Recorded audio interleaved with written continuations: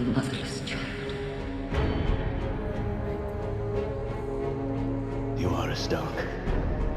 You might not have my name, but you have my blood.